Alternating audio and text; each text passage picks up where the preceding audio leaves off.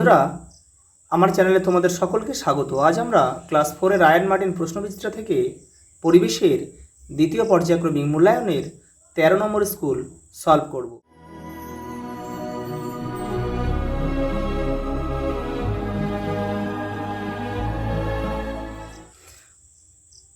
বনগ্রাম উচ্চ বিদ্যালয় প্রাথমিক বিভাগ। প্রথম প্রশ্ন, রাতের আকাশে চাঁদ দেখতে না পেলে তাকে অমাবস্যা বলে। লাঠির মাথায় 3 কোনা পাথর বেঁধে কুঠার তৈরি হয়। পেটের রোগে পাথরকুচি ব্যবহার করা হয়। যারা ডোকরার কাজ করেন তাদের মালাহার বলে।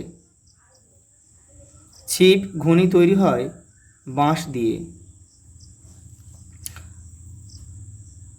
বাসক একটি ভেষজ উদ্ভিদ। শনি গ্রহের সন্ধানে গেছে ক্যাসিনি। মানুষ প্রথম বলগা হরিণ শিকার করত। শক্ত ডালযুক্ত গাছ মেহগনি। একটি টুল হলো কাঁচি।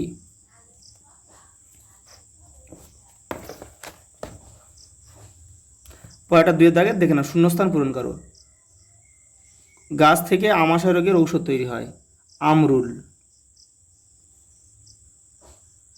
আমরুল গাছ থেকে আমাশয় রোগের ওষুধ তৈরি হয়। বনে আগুন লাগলে তাকে দাবানল বলে। তামার পর ব্রোঞ্জ ব্যবহার শুরু হয়। সাপের বিষথলি দাঁতের নিচে থাকে। একটি গাছ একটি প্রাণ।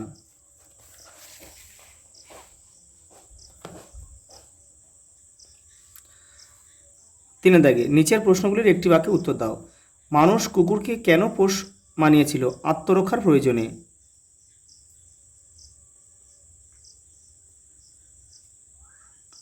আত্মরক্ষার প্রয়োজনে। পরের প্রশ্ন, মানুষ প্রথম কোন ধাতু আবিষ্কার করেছিল? তামা। 2টি দাহ্য পদার্থের উদাহরণ দাও। কাগজ,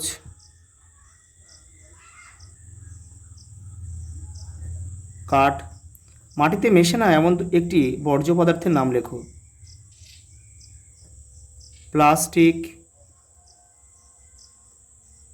কাঁচের টুকরো। খনি অঞ্চলে মানুষের একটি জীবিকা লেখো। খনিতে কাজ করা। খনিতে